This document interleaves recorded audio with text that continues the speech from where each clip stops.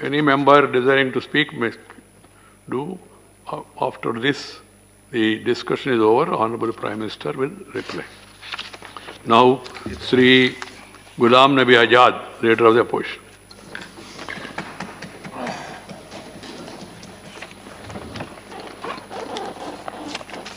माननीय chairman sir,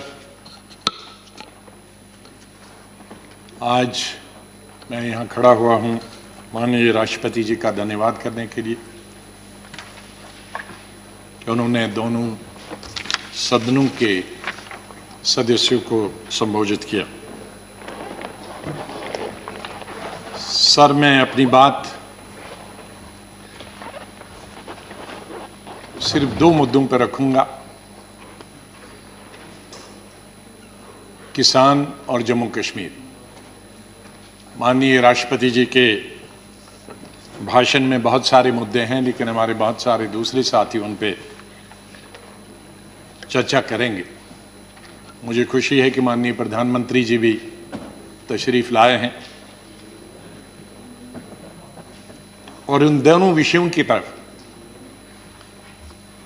माननीय प्रधानमंत्री जी का ध्यान बहुत ही जरूरी है और यही दोनों मुद्दों पे जिन पे मैं बोलने वाला हूं उनका समाधान निकाल सकता है। सर, माननीय राष्ट्रपति जी के भाषण में नौजवानों से मेरा मतलब है हमारे जो फौजी है और किसानों के बारे में चर्चा। जय जवान जय किसान हमारी पार्टी का और भूतपूर्व प्रधानमंत्री स्वर्गीय लाल बहादुर शास्त्री का नारा रहा और वो नारा जितना तब जरूरी था उतना ही आज भी जरूरी। ये दो सेक्शन हमारे समाज के ऐसे हैं जिनके बगैर हम शून्य हैं। हमारे जवान जो सरहदों पे लड़ते हैं वो किस तरह की जिंदगी गुजारते हैं,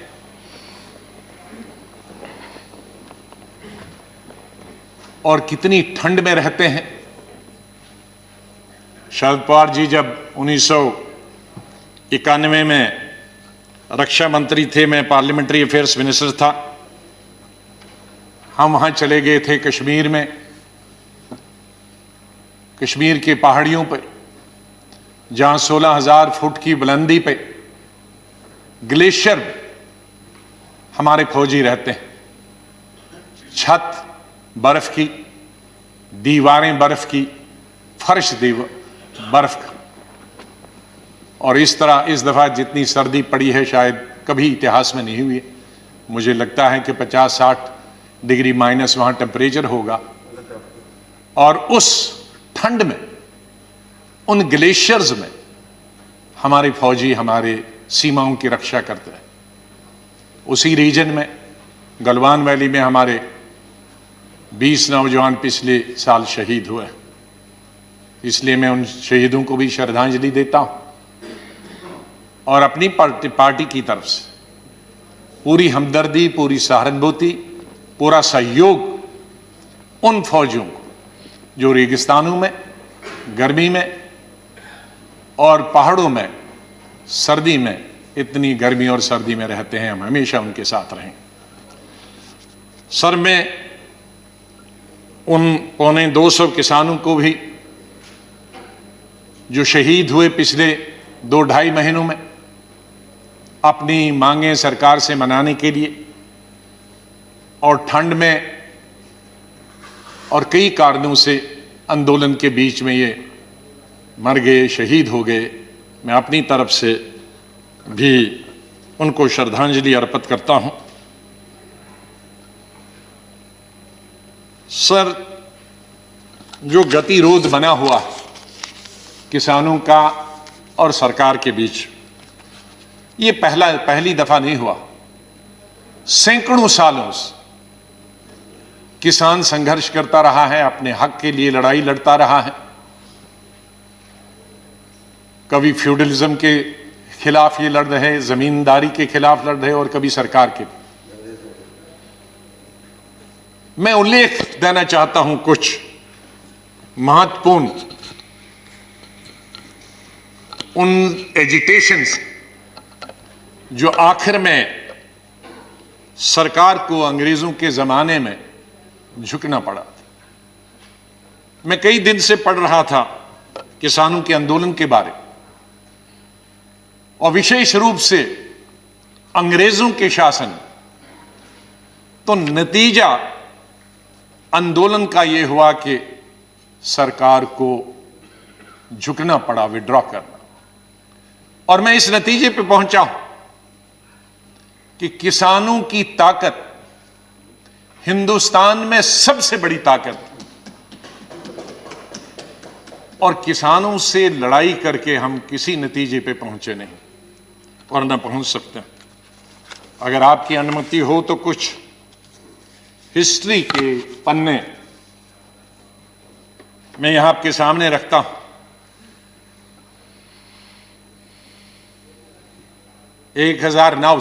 1900 से और 1906 के बीच में 3 कानून यूनाइटेड इंडिया में और ब्रिटिश इंडिया की हुकूमत में हुए। वो है पंजाब लैंड कॉलोनी एक्ट 1900, दूसरा दुआबबारी एक्ट 1906, द कॉलोनियल एक्ट 1906। ये 3 कानून के खिलाफ, ये 3 कानूनों में क्या था कि जमीन की मालिक ब्रिटिश सरकार होगी और मालिकाना हक से उनको वंचित रखा जाएगा। किसानों को उन्हें बिल्डिंग बनाने की, घर बनाने की और पेड़ काटने की अपनी जमीन पे कोई हक नहीं होगा। और जो बड़ा बेटा होगा परिवार का, अगर वो एडल्ट नहीं होगा, अगर वो बालिग नहीं होगा और मर गया, तो ये जमीन छोटे भाई को जो बालिग नहीं है उसको नहीं ट्रांसफर होगी, जमीन गवर्नमेंट की होगी। इस पर बवाल मच गया और इस पर एजिटेशन 1907 में हुई। और इस एजिटेशन का संचालन कौन कर रहे थे?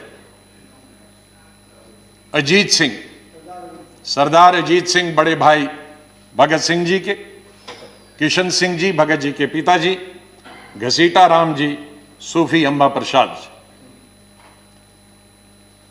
और प्रोटेस्ट पूरे पंजाब में हुए। और उस वक्त बांकेलाल जो जंग के एडिटर थे, उन्होंने पगड़ी संभाल जट्टा पगड़ी संभालवे का एक गीत बनाया जो उस वक्त का सबसे बड़ा मशहूर और क्रांतिकारी गीत बना। मैं उसमें से कुछ क्षण यहां आपको बताना चाहता हूं। पगड़ी संभाल जट्टा पगड़ी संभाल, तेरा लुट गया माल वे जट्टा पगड़ी संभाल, सारे जगदा पेट भरे तू, सारे जगदा पेट भरे तू, अन्नदाता कहलाए तू, उठ और उठ के खाक के जर्रे, खाक के जर्रे को कहता है, उठ और उठ के खाक के जर्रे एक सितारा बन जा तू, बुझा बुझा सा क्यों है दिल तेरा, एक अंगारा बन जा तू, ओ सदियों के ठहरे पानी बहती धारा बन जा तू, लुट गया माल तेरा लुट गया माल वे, पगड़ी संभाल जट्टा पगड़ी संभाल। तो ये इस तरह से उस गीत ने एक नया जोश, एक नया वलवला, एक जगह नई जागृति उन किसानों में पैदा की। लाला लाजपत राय जी बीच में आए और उन्होंने भी अपना समर्थन दिया। गवर्नमेंट ने उस बिल में अमेंडमेंट का प्रस्ताव रखा, अमेंडमेंट की, माइनर अमेंडमेंट की, लेकिन इस अमेंडमेंट से और भी आंदोलन ज्यादा बढ़ गया, क्योंकि ये उनकी सेटिस्फैक्शन के मुताबिक नहीं थी।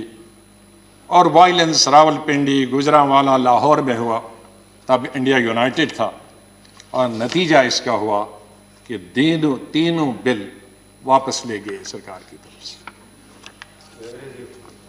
अंग्रेज हुकूमत। मैं दूसरा उल्लेख, ये हिस्ट्री को मैं अपना नहीं बोल रहा, मैं 1917 में चंपारण सत्याग्रह, गांधी जी के नेतृत्व, और गांधी जी की ये पहली सत्याग्रह थी साउथ अफ्रीका आने के बाद। वहां भी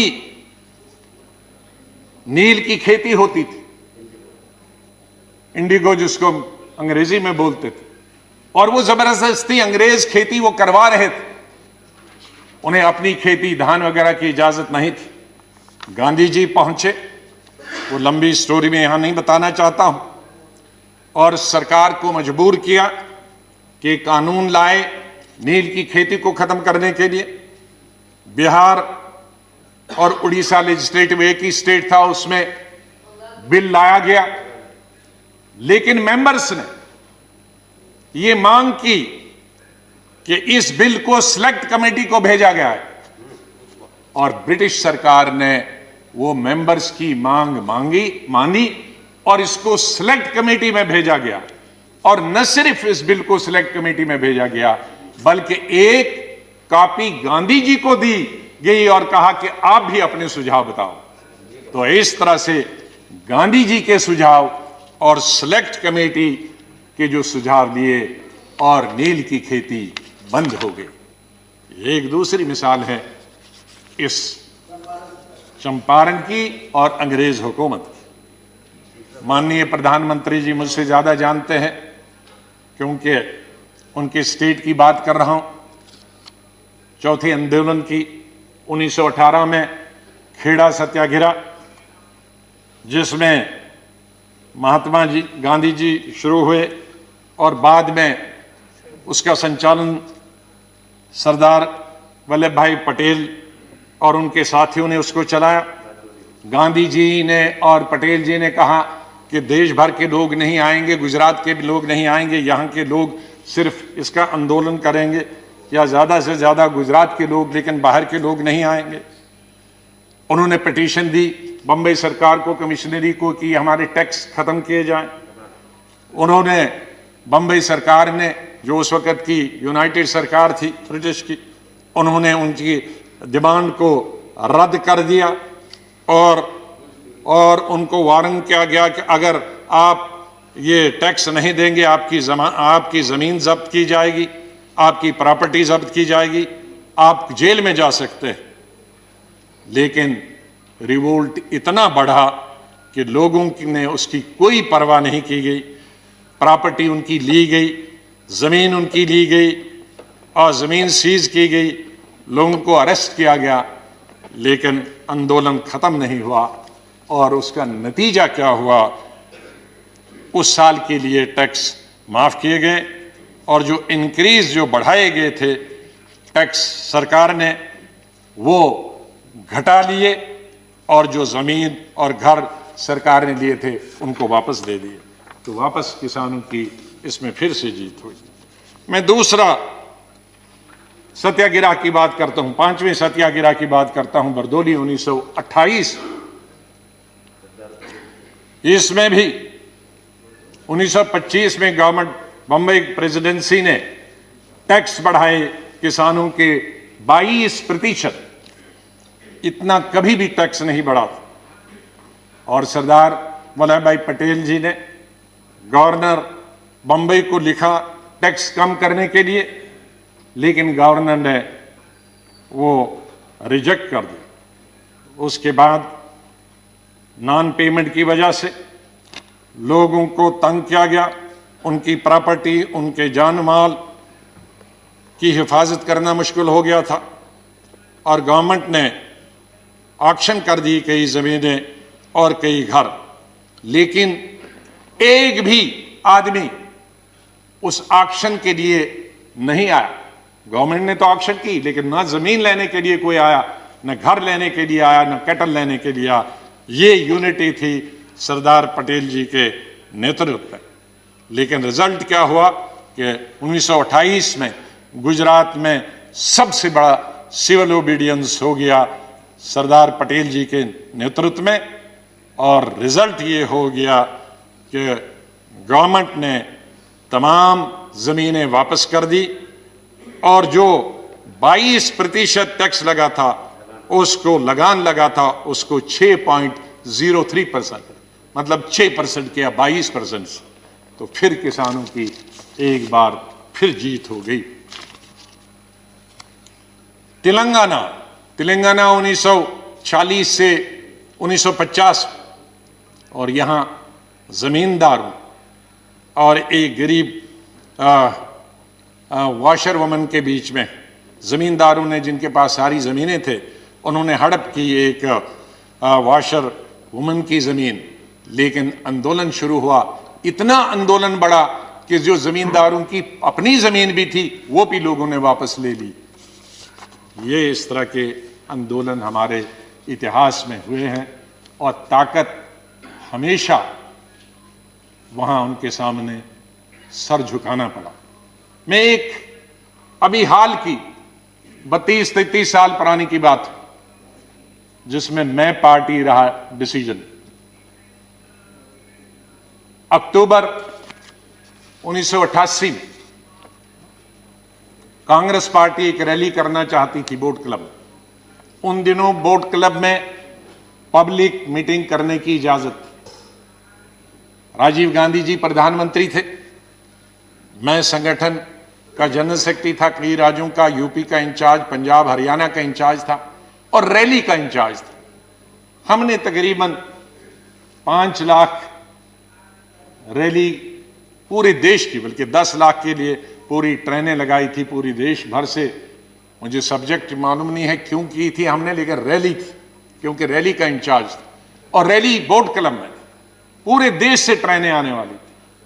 और कई दिनों से टिकाइट जी का आंदोलन चल रहा था किसान। सर जो आज प्रेजेंट टिकाइट है, इनके पिताजी बुजुर्ग थे, हुक्का पीते रहते थे, और जहां भी राम गोपाल यादव जी को मालूम होगा, कई दिनों से उनका वहां यूपी में ही आंदोलन चल रहा था। लेकिन पेपरों में जब आया कि हमारी कांग्रेस की रैली हो रही है बोट क्लब में इस डेट को, और हम तैयारी कर रहे थे, दूसरे दिन अब ट्रेनें सुबह आनी थी, और उसी दिन ये बहुत किसानों की रैली थी हमारी कांग्रेस पार्टी की। हम देखते हैं कि एक दिन पहले टिकाइट जी 50,000 लोगों के साथ बिस्तरे और खाट और हुक्के और अनाज लेके बोट क्लब में बैठे। अचानक हमें we were taken by surprise. अब एक दिन था बीच, और सरकारी कर्मचारी आए, मैं प्रधानमंत्री जी के पास बैठा था, तो उन्होंने कहा कि निकाला जाए। हमने कहा किसानों के साथ लड़ाई नहीं करनी, हम अपना वेन्यू हटा देते हैं। हमने अपना वेन्यू हटू लाल किले में हटा दिया, हमने उसको अनाउंस नहीं किया। हमने सुबह जहां ट्रेनें आनी थी, ट्रक आनी थी, वहां लोगों को, सैकड़ों लोगों को रखा, और वहां कहा बोट क्लब में नहीं जाना है, लाल किले में जाना। इसलिए उनको पता नहीं लगा कि वो लाल किले में आ सकते हैं। तो हमने विड्रॉ किया, हमने लड़ाई नहीं लड़ी हमने उनको, वरना इविक टैगर करते तो कितने लोग जख्मी होते। नतीजा उसका हुआ कि 2 दिन के बाद टिकाइट जी ने, 3 दिन के बाद टिकाइट जी ने खुद विड्रॉ करके वो चले गए। ये मैं हाल की मिसाल बताना चाहता हूं। माननीय प्रधानमंत्री जी, ये किसान, हमारे किसान, हमारे, जब मैं कहता हूं कांग्रेस के नहीं, आपके, हमारे, सब हिंदुस्तान के 130 करोड़ लोगों के अन्नदाता, हमारे, इनके बगैर हम कुछ भी नहीं। जो कुछ भी आज हम हैं, इंसान को जिंदा रहने के लिए 3 वक्त की रोटी और 2 वक्त की रोटी तो कम से कम होनी चाहिए। ये रोटी आज न सिर्फ हमें 130 करोड़ लोगों को देते हैं, बल्कि दुनिया के देशों में जहां हम अनाज बेचते हैं सरकार के द्वारा और प्राइवेट तौर पे भी, ये उनके भी अन्नदाता। इनसे क्या लड़ाई लड़नी? हमें लड़ाई लड़ने के लिए और बहुत फ्रंट है। हमारी बॉर्डर पे जो दुश्मन खड़ा है, पाकिस्तान है, चीन है, हम मिलके उनका लड़ाई करेंगे। हम आपके साथ, बिल्कुल बिल्कुल साथ है, पूरा देश साथ है, हमारी पार्टी साथ। चीन और पाकिस्तान अगर हमारी तरफ नजर उठाकर भी देखता है तो हम आपके साथ। लेकिन किसानों के लिए क्या? ये बेचारा मुश्किल से पहले मुगलों के जमाने में, फिर अंग्रेजों के जमाने में, फिर लैंडलॉर्ड्स के जमाने में, फिर मनी लॉन्ड्रिंग करने वाले के, अब आपको मालूम है ये भरता जो हुई है या किसानों में सेल्फ सफिशिएंसी आई है, ये सिर्फ कांग्रेस के वक्त में आई है। उसमें मत जाइए, मैं अगर फिर गिनूंगा फिर बहुत 1 घंटा और लगेगा, मैं टाइम उसमें नहीं लेना। माननीय प्रधानमंत्री जी जानते हैं कितने हरित क्रांति कब आई, कैसे आई, ये ट्रैक्टर, ये फैक्ट्रियां, ये कहां से बनी, और ये प्रोजेक्ट्स कहाँ से बने, ये नहर कहाँ से बनी, ये डैम, भाखड़ा डैम से लेकर गुजरात से लेकर हिंदुस्तान के महाराष्ट्र से लेकर बिहार और यूपी तक ये डैम कहाँ से बनी, किसानों के बिजली के दाम, पानी निकालने के लिए उसमें कंसेशन किसने दी, मैं उसमें नहीं जाना चाहता हूँ। उसमें हमें क्रेडिट नहीं है, सरकार का दायित्व तो हम सरकार में थे तो हमने किया, आप सरकार में हैं, आप प्रधानमंत्री जी उसमें और कुछ कर रहे हैं, बधाई। पुरानी सरकार को भी बधाई, आपको भी बधाई। इसमें लड़ाई क्या है? ये जो हम अनाज बढ़ाने का प्रयास करते हैं तो ये तो अपने लिए करते हैं, अपने देश के लिए करते हैं, किसी पर हम एहसान नहीं रखते हैं, तो उसमें विवाद में नहीं जाना।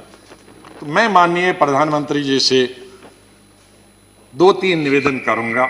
जैसे मैंने कहा कि किसानों के साथ हमें लड़ाई नहीं लड़नी। अंग्रेज जब ये तमाम चीजें मैंने दिया कि अल्टीमेटली अंग्रेजों ने विड्रॉ किया, तो हम क्यों नहीं कर सकते? हमारे भाई हैं, हमारे एक हैं। तो अगर सेलेक्ट कमेटी उस वक्त जाता, अगर स्टैंडिंग कमेटी ये जाता, तो शायद वो वक्त नहीं आता। तो मेरी सरकार से ये विनती है कि आप इन तीनों बिल को वापस ले लें। कुछ लोग गुम हो गए हैं, उनके बारे में माननीय प्रधानमंत्री जी से मैं निवेदन करूंगा कि कोई कमेटी बनाएं जो उनकी छानबीन करे, कहाँ गए हैं 26 जनवरी को। या मैं 26 जनवरी का उल्लेख किए बगैर नहीं रह सकता हूं। हम जितनी भी निंदा और जितनी भी निंदा की जा सकती है, हम और हमारी पार्टी उसकी निंदा करती है, पूरी विपक्ष निंदा करता कि जो भी लाल किले पे हुआ वो बिल्कुल नहीं होना चाहिए। वो लोकतंत्र के खिलाफ है, डेमोक्रेसी के खिलाफ है, लॉ एंड ऑर्डर की दुश्मनी से भी खिलाफ। जहां प्रधानमंत्री देश को, दुनिया को संबोधित करते हैं और वहां हमारे नेशनल फ्लैग के साथ बेइज्जती की जाए, इंसल्ट की जाए, उसे बर्दाश्त नहीं किया जा सकता। ऐसे लोग जो उसमें इन्वॉल्व थे उनको कड़ी से कड़ी सजा दी जानी चाहिए। लेकिन मैं साथ में यह भी कहना चाहता हूं कि जो निर्दोष जो किसान लीडर्स निर्दोष, उनके खिलाफ उनको इंप्लीकेट करने के, उनको फंसाने की बिल्कुल ना कोशिश किया जाए, फिर उस पर दूसरा आंदोलन होगा। इसलिए जो मैं देखता हूं कि आज इतने अरेस्ट हुए, लेकिन उनमें असली जो लोग हैं 2-4 ही दिखते हैं, बाकी लीडरों को पकड़ा जाता। तो मेरी ये निवेदन है। और इसी से जुड़े हुए कुछ हमारे पत्रकारों को और एक मेंबर शशि तरूर जी को भी उनके देशद्रोही के केस बनाए गए हैं। एक इंसान जो फॉरेन मिनिस्टर रहा, फॉरेन मिनिस्टर ऑफ स्टेट रहा, भारत का नेतृत्व विश्व में करता, वो कैसे देशद्रोही हो सकता? वो अगर देशद्रोही है तो फिर तो हम सब देशद्रोही, फिर कौन नहीं देशद्रोही? कैसे हम एक मेंबर ऑफ पार्लियामेंट जो लोगों ने लोकसभा में चुन के आता, जो देश का नेतृत्व विदेश में करे उसको हम देशद्रोही कहेंगे। मीडिया के कई एडिटर्स, बहुत बड़े बड़े नाम हैं जो देश की सेवा करते हैं, डेमोक्रेसी को जिंदा रखने में उनका सहयोग रहा, उन पर अगर देशद्रोही का केस चलाएंगे हम, तो मेरे ख्याल में ये लोकतंत्र के खिलाफ होगा और इस सरकार के खिलाफ होगा। माननीय प्रधानमंत्री जी बड़े दिल वाले हैं, तो ये छोटी छोटी लोग, छोटी छोटी चीजें कई आते हैं, रिकमेंड होती है, उनको नजरअंदाज कर देना चाहिए। और बड़े आपके सामने तो इतनी चैलेंजेस हैं, इकोनॉमिक चैलेंजेस हैं, इतने कोविड के बाद तो हमको शून्य से शुरू करना है। आपके पास इतने बड़े बड़े मसले हैं हल करने के लिए। ये सरकार और माननीय प्रधानमंत्री जी अगर उनकी तरफ ध्यान दे तो बहुत अच्छा है और मुझे पूरा विश्वास है कि सरकार प्रेस्टीज न बनाए इन बिल को वापस लेने के लिए, इन तीनों बिल को वापस ले और ताकि, और अगर माननीय प्रधानमंत्री जी के खुद ऐलान से ये हो जाए तो बहुत बड़ी बात होगी, बहुत बड़ा समाधान निकला।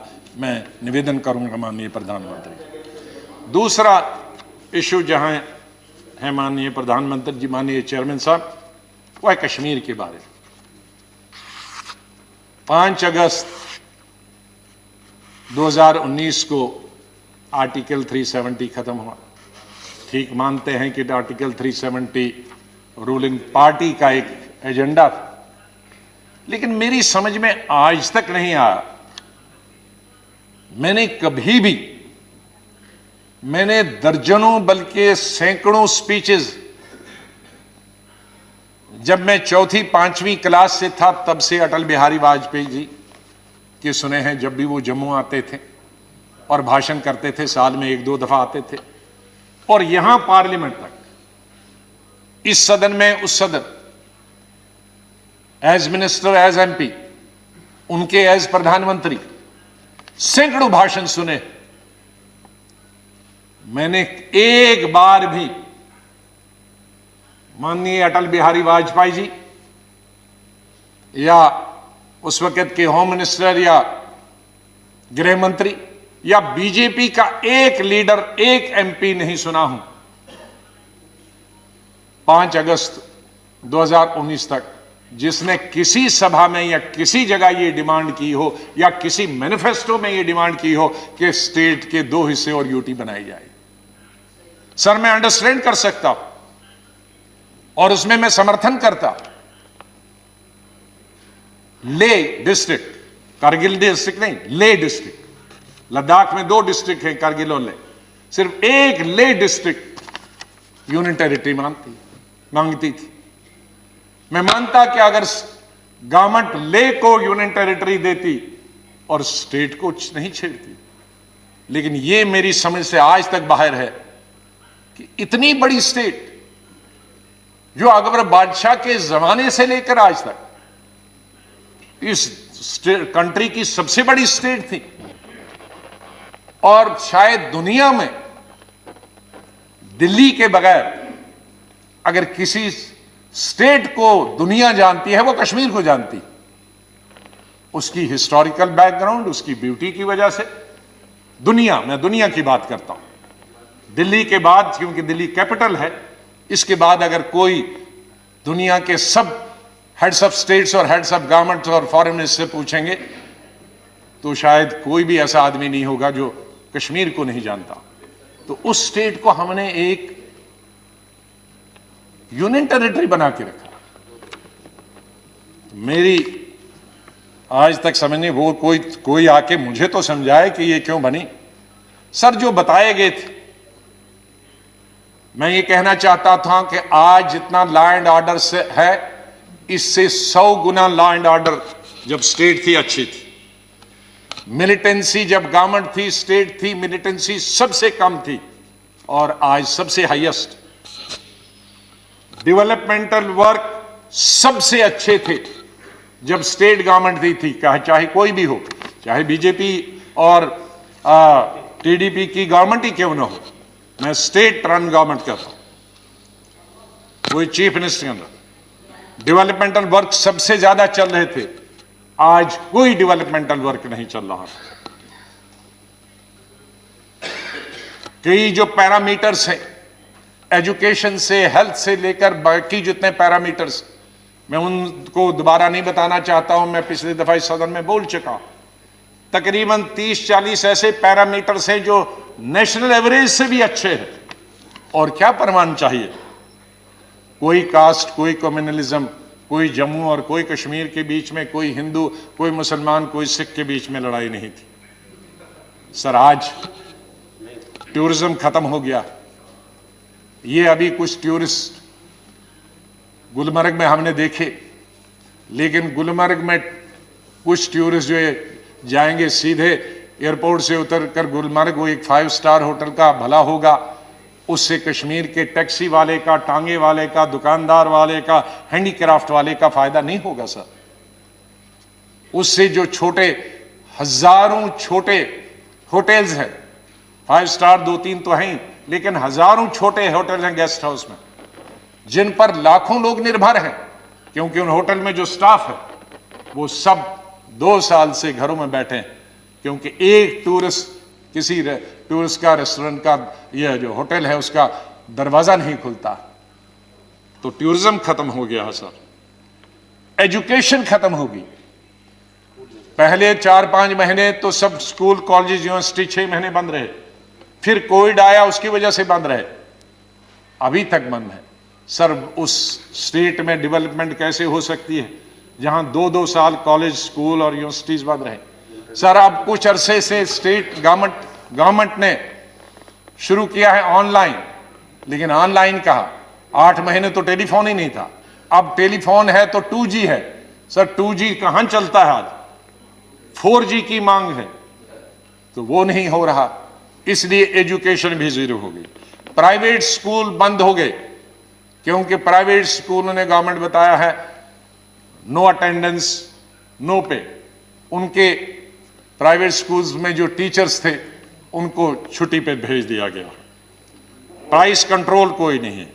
रोड्स की हालत बहुत खराब है। बटोल से हमने सड़क हमारे वक्त से शुरू हुई थी, जम्मू से श्रीनगर, उसमें 250 किलोमीटर तो तभी हमारे वक्त में हुआ था, लेकिन बीच का एक पैक बटोद से लेकर बानहाल तक 30 किलोमीटर का है, 6.5 साल से वो अभी तक नहीं बन रहा है।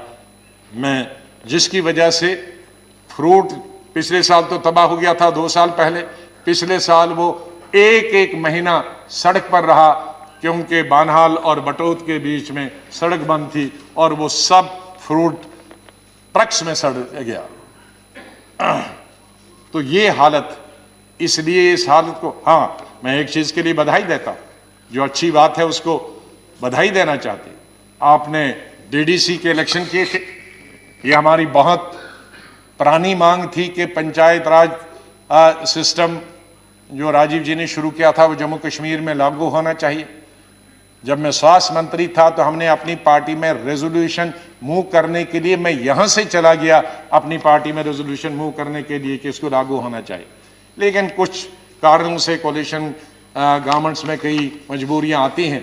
तो ये बहुत अच्छा कदम हुआ है BDC का और DDC का, उसके लिए मैं सरकार को बहुत बधाई देना चाहता हूँ। जो अच्छी बात है उसकी अच्छी है, लेकिन बाकी माननीय प्रधानमंत्री जी कुछ नहीं है, कुछ दिखाई नहीं।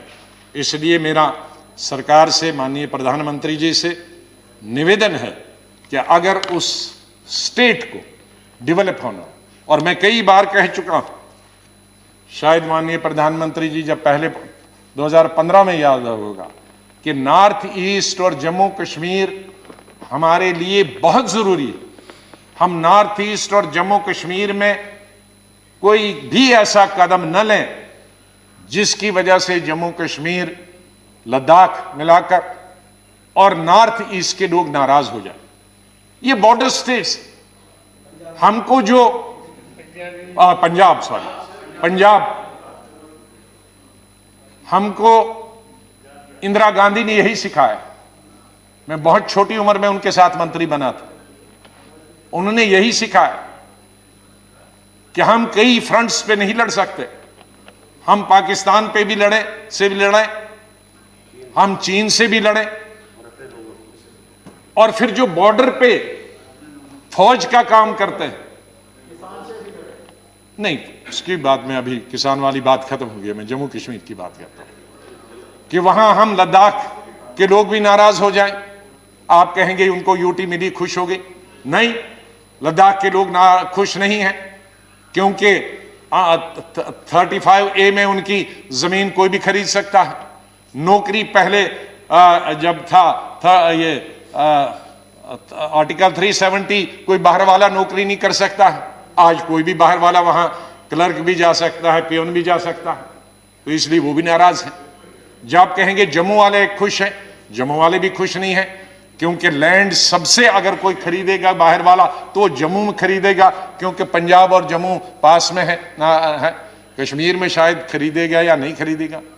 इसी तरह से जम्मू में क्यों 2 दफा, एक दफा तो कोर्ट की 100 पोस्ट के लिए, क्लर्कल पोस्ट के लिए जगह निकली थी, ऑल इंडिया निकला एडवर्टीजमेंट, लेकिन 15 दिन में हाई कोर्ट को भी विड्रॉ करना पड़ा, क्योंकि आंदोलन हुआ जम्मू में।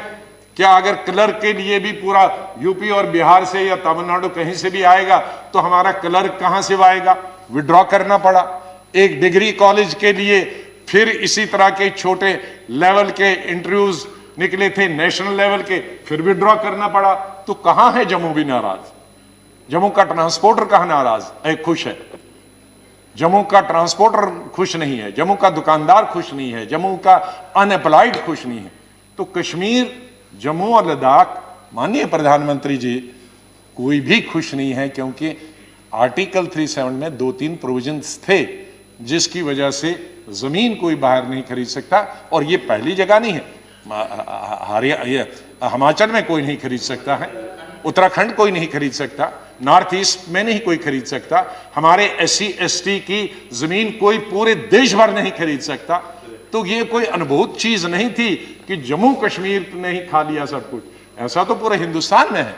तो मेरी आपसे निवेदन करना है कि अगर जम्मू कश्मीर को प्रोग्रेस करना है और अगर बॉर्डर्स पे हमने अपने दुश्मनों से लड़ाई लड़नी है, तो हमने अपने लोगों को कॉन्फिडेंस में रहना है और उनको प्यार देना है, प्रेम देना है, मोहब्बत से इकट्ठे रखना है। तो आपसे मेरा निवेदन होगा कि बिल इस सदन में लाएं और स्टेटहुड को आप वापस रेस्टोर करें और स्टेटहुड देकर जम्मू कश्मीर में विधानसभा के इलेक्शन हो जाएं। इन्हीं शब्दों के साथ मैं राष्ट्रपति जी का धन्यवाद करता हूं अपनी पार्टी की तरफ से कि उन्होंने दोनों हाउसेस को संबोधित किया। बहुत बहुत धन्यवाद।